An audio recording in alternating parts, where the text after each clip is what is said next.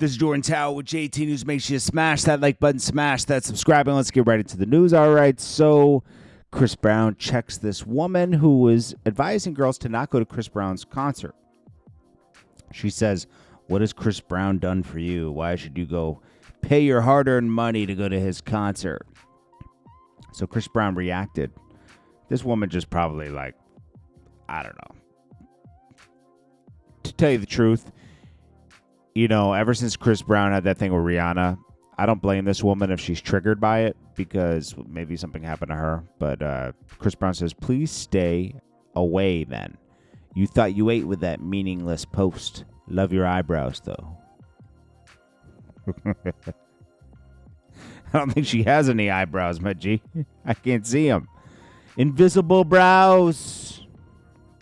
All right, so she got on to hate. Meg Thee Stallion had Bigfoot behind her to like try to troll Nicki. She can't let go of that because Nicki made a whole. That tells me that Nicki's Bigfoot song really bothered her because of her monster horse feet. But yo, I despise Meg Thee Stallion. I'm sorry. I just don't like she plays this victimhood story. And she has Rock Nation backing her, and it's like it's a privilege. I don't know why Jay-Z and Beyonce back her so hard. I'm starting to think that something spooky goes on between Jay-Z, Beyonce, and her, and like they have this bond together. Like, you know, I think something spooky's going on there. And like she's in the club and she's protected. They'll be like, "You'll be protected forever, but you have to keep our secret." It has to be something like that. Then we got Karrueche. She's just staying hydrated in this desert. And then she has like this mister that goes on her face. Obviously, she's sponsored by this company, right? And someone says, "Go get your man back," because they were spotted. She was spotted with Chris Brown. That's how it starts, girl. One laugh, then boom. You're looking at his drawers and the sheets. Put a ring on it, Chris Brown. You know what? Maybe they should be together, to be honest. It's like, probably made to be together. Remember when he stalked her? Drake gives Aiden a chain that was originally made for Adonis. And he says, "You look like my son." He was basically, that's him sonning Aiden. It's funny. It's just, they had a funny stream last night. It was funny. Drake FaceTimes Vybz Kartel and congratulates him on selling out Barclays. And we already showed you yesterday. He gave him a big owl chain, iced out owl chain. That's what's up. You know, they're probably laying the groundwork to do music. I know, and swam away from Khaled, right? Because Khaled's trying to do a lot of stuff with Vybz Kartel right now. Get him away. Then we got this girl, Bad Baby, throwing Chief Keef. I guess she's deciding to just go wild and throw Chief Keef under the bus. So Ari asked her the question about Chief Keef, and she says, "Well, I was only 16, and I was just going over there to get pounded, Pound Town. And it wasn't really nothing."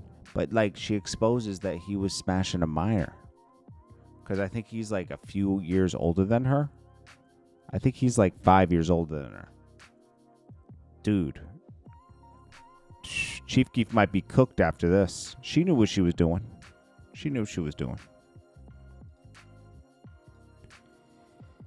Tay-K cannot claim self-defense in this case. I mean, it wasn't self-defense. It was straight-up murder. It says judge orders Tay-K cannot claim self-defense in this murder case because he allegedly robbed the victim.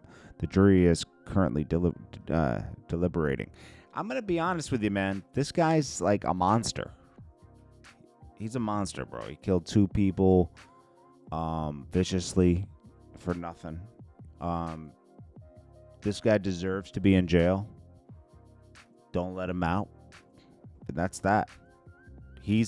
Some people, you know, you could say like, "Oh, well, they killed somebody in self-defense," or, you know, they were, you know, maybe it was like they were selling drugs and they got into a shootout and someone died. It's like different, right?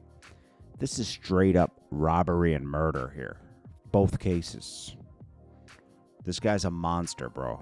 Like, he deserves to be locked up, chained, all that. All right, so Trap Lord Ross is now getting called out for... See, he dropped this documentary, and it was good, and it exposed that Loose Cannon's a liar and loose lips and, you know, working with Whack 100 to take down Big U. There's not enough of that in the documentary where Big U, like, really worked hard to get... I'm sorry, where Whack 100 really worked hard to get Big U locked up by recruiting Loose Cannon 600, going on Clubhouse, spilling information. But what he does here, and I agree this is goofy, and Trap Lord Ross is just a guy that was never part of the industry ever, and that decided to like make these documentaries on and use their lingo in the documentary. It's like a troll documentary. He's wearing a jersey from Big U's son's football, the Chargers, right? And then he's wearing a Rolling 60s hat that represents the 60s. And, you know, people represent the 60s by wearing certain hats. In this case, is a Seattle Mariners hat. Sometimes they wear Chicago White Sox logos. You can see Big U wearing a Mariners hat often. Big U Mariners hat. I can't pull it up right away, but Big U. Oh, Big U. Big U, like, it's just like, why are you trolling them in the documentary? You know? It's because I think Big U stopped wearing so many of these hats because he didn't want to be associated. He wanted to be rep it, but not be super associated, you know, just because he did do a lot of dealings with, you know, city officials and everything, and he doesn't want to like be promoting gang stuff in pictures. But I want to tell you, man, I don't know. Trap Lord Ross did a decent documentary. It's too long. 3 hours is crazy, bro. Like, there's no reason for it to be 3 hours long. That could have been wrapped up in 30 to probably 60 minutes. Ja Rule, someone says, 50 Cent ended you in Murder Inc. He says, you're right. He told the feds Murder Inc. had him shot and put us under a federal indictment. No. We're not going to let you do that, Ja Rule. Ja Rule, you and Irv Gotti were clowns. You guys did business with Supreme. And what you really did is when Supreme got locked up, you guys used your funds from Murder Inc. and your record sales to pay for Supreme's lawyers. So what they did was they stopped the money supply. They hemmed you guys up. They never wanted to convict you guys.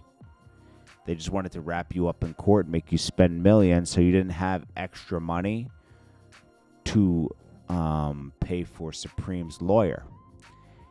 Supreme got a public defender, and he went to jail for the rest of his life.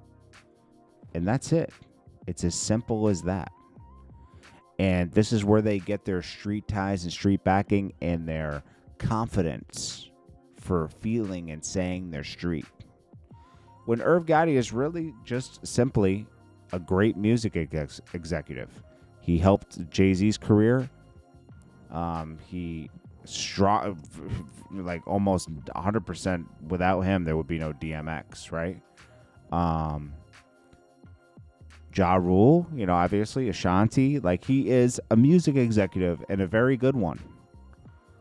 But the whole street thing was trash, and I think that's basically what ended up hurting them the most. Because having these street ties with Supreme and everything, and you should have stopped right there once he got locked up. These are the things that'll bring a lot of people down. Like, I'm still like Yo Gotti, he's still in danger of being brought down. You know, he was paying for lawyers that took out Dolph, the lawyers of the guys that took out Dolph. That was said in court. You know, his brother was linked to this. He is is just not good, man. Like this is the kind of stuff that brings you down. And in this case, Irv Gotti beat it, but it brought them down as far as they never had success in music after this. Ever. And that was that. Anyways, this is Jordan Tower with JT News. I appreciate you all. I'll check you guys in the next one. Smash that like button, and I'll check you guys later. Peace.